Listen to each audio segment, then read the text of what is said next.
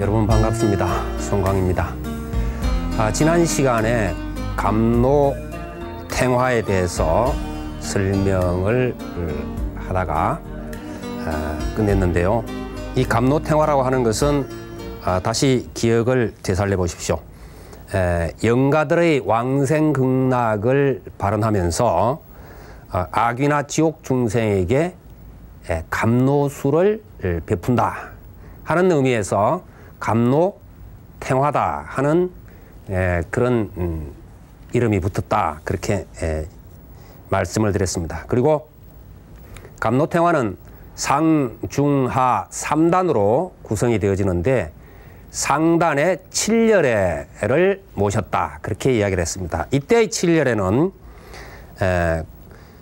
과거 칠불이라고 하는 칠렬애하고는 다르게 영가천도 때 우리가 모시는 다보열애, 보성열애, 묘색신열애, 광박신열애, 이포예열애, 그 다음에 갑노왕열애와 주불이신 아미타열애를 칠불이라 이렇게 한다 그렇게 설명을 드렸습니다. 그 아래가 이제 중간 부위가 되는데요. 이 갑노탱화의 중간 부분은 중앙 정면에 음식 등을 갖춘 제의식, 제라고 하는 말은 불공, 법회 의식이다 그렇게 제가 설명을 누차 드렸죠. 이 제를 베푸는 모습을 도설을 해서 극락에 왕생할 공덕을 쌓는 것을 표시를 하고 있습니다. 그 다음에 이제 아랫부분에 가면은 중앙에는 아귀상을 그리고 있습니다.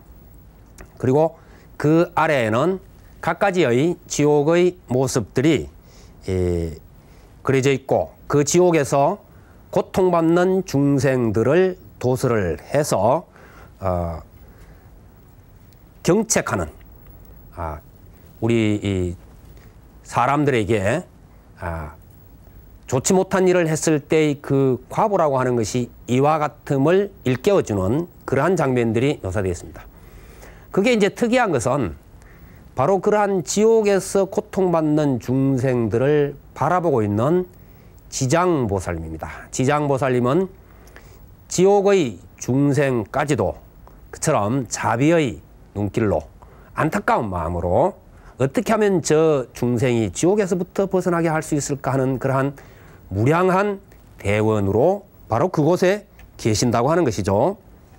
그래서 여기에서도 바로 지장보살의 서원을 보여주고 있다. 그래서 칠열애가 정명이라면은 중생을 제도할 서원과 자비를 보여주는 것은 아주 작게 표시되고 있지만은 그러나 지장보살의 이 원력이 이 갑노탱화에 있어서는 중심이 아니겠느냐. 그래서 갑노탱화에 있어서 지장보살은 중생을 직접 제도할 뿐더러 칠열애나 이러한 분들의 정명을 끌어내는 그러한 역할을 하고 있다. 그렇게 이제 이해를 하시면 되겠습니다. 이 갑노탱화의 이해를 살펴보도록 하겠습니다. 먼저 하동 쌍계사 대웅전의 갑노탱화입니다. 위쪽으로 보면은 칠열애와 여러 대중들 쭉 보이고 있습니다. 그 다음에 중앙에 보이는 것이 바로 제의식을 베푸는 공양단이죠. 갖가지 음식이라든지 이런 것들이 시설되어 있는 것을 볼 수가 있고 그 아래에 아귀가 둘이 보이고 있습니다. 그 아래쪽으로가 쭉 지옥 중생들이 고통받는 모습을 그려두고 있습니다. 그 다음 대둔사의 그 대웅보전에 걸려있는 갑노탱화로 가보면은 역시 제 위쪽에 칠열애를 모시고 있고 그 옆으로 여러 불보살 모습이 같이 보이고 있습니다. 그 밑에 보면은 여러 제의식을 베풀고 있는 현실적으로도 제를 올릴 때 저와 같은 모습을 볼 수가 있습니다. 영산제라든지 뭐 이런 예수제 이런 거 할 때 보면은 큰 북도 보이고 여러 가지 모습이 보이죠. 그 다음에 이제 그 아기가 크게 이렇게 아래쪽에 둘이 그려져 있고 그 그 아래쪽으로는 보면은 여러 가지 그 중생들의 모습, 고통받는 것들, 이런 것들이 쭉 그려져 있다는 것을 보실 수가 있습니다. 그 다음에 수락산 흥국사 대웅보전의 감로탱화입니다. 역시 마찬가지로 상단에 7열에, 그 다음에 중앙에 중단에는 보면은 제를 올리고 있는 모습, 공덕을 쌓는 모습, 아래쪽에 아기와 여러 중생들. 주변의 그 화면들을 보면은 그때 당시의 생활을 짐작할 수 있는 갖가지 그 풍습 같은 것이 잘 묘사되어 있습니다. 그래서 저 감로탱화를 통해서 감로탱화가 조성된 시기의 사람들이 어떻게 살았나, 어떤 모습으로 생활했나 하는 것을 살필 수 있는 귀중한 자료가 되는 그러한 탱화입니다. 그 다음으로 이제 그 시황탱화 쪽을 가보도록 하겠습니다. 시황이라 하는 것은 그 명부전에 모셔져 있는 그러한 그 10대왕을 이야기하죠. 이 시황은 중국의 신앙이라 그랬습니다. 중국의 토속적인 신앙이 지장신앙과 결부되면서 우리나라 같은 경우에는 지장전 혹은 명부전에 지장보살의 좌우로 도열하는 현상을 보이고 있습니다. 어떤 경우에는 이 시황신앙이 더욱 강조가 되다 보니까 명부전, 지장전보다는 시황전이라고 이름을 붙이는 경우도 있고, 제의식에 있어서도 뭐 시황에게 제를 올리는 그와 같은 모습들을 많이 볼 수가 있습니다. 시황탱화를 보면은 그 상단부에는 업경대에 비친 죄가에 따라서, 업경대라고 하는 것은 명부에 있는 거울로서 자기가 금생에 살면서 어떠한 선악의 일을 했는가 하는 것이 영상처럼 그냥 비친다 그러죠. 그래서 거짓말을 할 수가 없다. 그래서 업의 거울이라는 이야기입니다. 업이라고 하는 것은 우리가 살아가면서 만들어간 여러 가지의 관행, 그 관행으로 인한 방향, 힘, 뭐 이런 것들, 행동으로 옮긴 것들, 이런 것들이 하나의 흐름을 가질 때 그걸 업이라 그럽니다. 까르마라고 그렇게 이제 인도 말로는 하는 것인데, 바로 이 업이 거울에 비치는 것이다. 그래서 업경대라 그렇게 이제 이야기하는데, 거기에 비친 죄가에 따라서 담당을 한 명부의 왕과 판관이 있습니다. 이 판관이 이제 건속을 건드리고 심판하는 것이죠. 10대 왕은 이 가만히 지켜보고 있고 판관이 심판을 하는데, 그러한 장면이 이제 그려져 있습니다. 아래쪽으로 가보면은 죄가에 따른 해당 지옥의 모습이 있고, 그 속에 지장보살이 역시 중생을 제도하려고 하는, 구제하려고 하는 그러한 모습이 그려져 있습니다. 시황은 제1의 진관대왕, 제2의 초강대왕, 제3 송제대왕, 제4 오관대왕, 제5 염라대왕. 우리가 이제 흔히 그냥 명부왕 그러면 염라대왕을 먼저 떠올리죠. 그래서 염라대왕은 시왕 가운데 제5번째 왕입니다. 제6의 변성대왕, 제7의 태산대왕, 제8의 평등대왕, 제9의 도시대왕, 제10의 오도 전륜대왕, 이렇게 이제 쭉 10편으로 구성됩니다. 이 시황전에 가면은 차례차례로 거쳐서 오도 전륜대왕을 떠나야 비로소 다음의 그 행로가 정해진다. 그렇게 이야기를 하죠. 그러면 이 시황탱화의 예를 몇 군데서 보도록 하겠습니다. 수락산 흥국사 시황전에 있는 시황탱화입니다. 앞에 시황상이 있고 뒤쪽에 시황탱화가 걸려 있는 것을 볼 수 있습니다. 그 다음 고성 옥천사의 명부전 시황탱의 한 편을 지금 보고 계십니다. 그리고 선운사 명부전, 선운사는 지장신앙이 강한 지장도량이라고 볼 수도 있는 곳이다 그랬죠. 그래서 그 선운사의 산내에 지장보살이 네 분이 모셔져 있다 그랬습니다. 선운사와 암자의 각 네 분이 모셔져 있다 그랬는데, 그 선운사 명부전의 시왕탱을 지금 보고 있습니다. 보면은 초강대왕 이렇게 오른쪽으로 그 이름이 기록되어 있는 것을 보실 수가 있습니다. 이 외에 이제 그 탱화로서는 그 영탱이라고 하는 것이 있습니다. 우리가 보통 영정 그러죠. 그래서 큰 스님들의 영정을 탱화로 그려서 모시고 있을 때 그것을 영탱 그렇게 이야기를 합니다.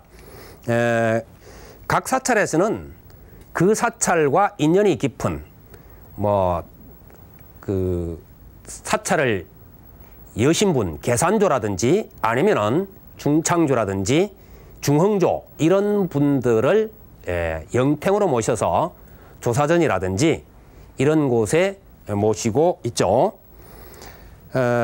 우선 그 통도사에 가보면은 삼성각이 있는데 삼성각에는 중앙에 지공화상 인도의 스님이십니다. 그 다음에 우리나라의 무학 스님과 나홍 스님의 영탱이 세 분이 모셔져 있습니다. 그래서 통도사 삼성각은 바로 저 세 분을 삼성으로 모신다. 그렇게 이제 앞에서 설명드린 바가 있습니다. 송광사 국사전 16국사를 모시고 있는 곳이죠. 보조 불일국사로 해서 쭉 이렇게 16국사가 차례로 모셔져 있습니다. 쌍계사 영모전에 가면은 진감국사를 비롯한 15분의 고승 영탱이 모셔져 있는 것을 볼 수 있습니다. 이러한 사찰 외에도 각 사찰마다 전부 다 영탱이 다 모셔져 있다. 이런 이야기죠. 이제 이 외에 탱화를 보면은 그 제가 초를 보면서 좀 설명을 드리도록 하겠습니다. 여러 가지 뭐 그 있습니다만 해인사 봉학문 같은 데를 보면 사천왕상이 탱화로 모셔져 있습니다. 다른 사찰에 보면 대충 사천왕상 이렇게 돼 있는데 목각 사천왕상이지만 해인사 봉학문 같은 데는 사천왕 탱화로 이렇게 모셔져 있는데 그런 사찰들이 들어 있습니다. 자, 그러면은 그 우선 나한탱 같은 것이 이 사찰에 굉장히 많습니다. 그래서 나한초라고 하는 밑그림이라 그랬죠? 기본 그림. 그래서 이와 같은 나한초들이 있습니다. 이렇게 이제 이런 초를 기초로 해서 그릴 때 나한탱. 그 다음에 이제 그 동남 동녀탱입니다. 이럴 경우는 동남, 동녀, 동남 이런 이제 탱이 있습니다. 저런 것을 기초로 해서 그 외에도 뭐 여러 가지가 있습니다만은 그 정도로 설명을 해 두도록 하겠습니다. 그 다음에 지금까지는 그 배나 종이 이 비단 같은 데 그려진 탱화를 이렇게 살펴봤습니다. 그런데 이 나무로 조각되어 있는 목각탱이 있습니다. 이제 인도를 비롯한 우리가 남방 불교 국가의 성지 순례를 간다든지 아니면은 뭔가 연구하기 위해서 답사차 가 보신 분들이라면은 그 부처님의 일대기나 그 외의 경전의 내용 등이 돌 같은데 이렇게 조각되어 있는 것을 많이 보실 수가 있습니다. 특히 그 자카르타, 족자카르타의 보르부드르 대탑 같은 경우는 탑 전면에 이와 같은 조각이 뒤덮고 있죠. 그래서 나중에 탑을 할 때 한번 살펴보겠습니다만은 대단한 그 공력이 들어간 그런 것인데 그 인도뿐만 아니라 뭐 돈항이라든지 운강 등등의 중국의 석굴에서도 이러한 조각들을 많이 볼 수가 있습니다. 그런데 이제 우리나라의 경우 석굴암 같은 데 보면은 본존이라든지 보살상이 독존 한 분씩 이렇게 모셔져 있는 것에 비해서 그쪽에서는 연결되죠. 마치 우리가 경전을 볼 때 경전의 변상도라든지 아니면 어떤 불화를 보듯이 그와 같은 모습이 연결되어 있는 것을 볼 수가 있습니다. 그래서 그 예를 제가 우선 그림으로 보여드리겠습니다. 이게 좀 그 색채가 그대로 있었으면 더 좋았을 텐데 이게 이제 그 인도 라오르 박물관에 있는 간다라 미술의 모습이 그대로 드러나죠. 연화대에 서가모니 부처님께서 설법을 하시는 이 수인이 설법을 하실 때 하시는 수인이십니다. 그래서 설법을 하시고 그 옆에 쭉 그 대중들이 이렇게 있습니다. 마치 이것은 경전의 변상도를 연상케 하죠. 그래서 실제로도 경전에서 부처님께서 법문하시는 것을 이와 같이 조각했다. 그렇게 이제 보실 수가 있습니다. 그 다음에 중국의 운강석굴 쪽인데 이것이 이제 제 12굴 쪽에 이게 여기가 천정 쪽에 해당됩니다. 마치 우리 법당에 여러 어떤 불화를 보는 듯 하지만 실제로는 전부 다 조각이 된 데다가 채색이 되었습니다. 지금은 뭐 흑백 사진으로 보고 있습니다만은 역시 운강석굴의 제 10굴 요 아래 이제 부처님께서 계시고 좌우로 또 이렇게 화불 쭉 있고 비천이라든지 이런 각가지의 모습들이 있습니다. 이제 이러한 그 전통이 중국이나 우리나라 같은 경우에는 보면은 나무로서 이렇게 조성되어서 모시고 다니는 경우가 있습니다. 그것을 우리는 그 불감이라 그러죠. 물론 이 불감이 전부 다 나무로 된 것은 아닙니다만은 목조 불감이 이렇게 이제 유행을 하는데 목조 불감에서부터 해서 목탱화에 이르는 것은 다음 시간에 제가 다시 설명을 드리도록 하겠습니다. 여러분 성불하십시오.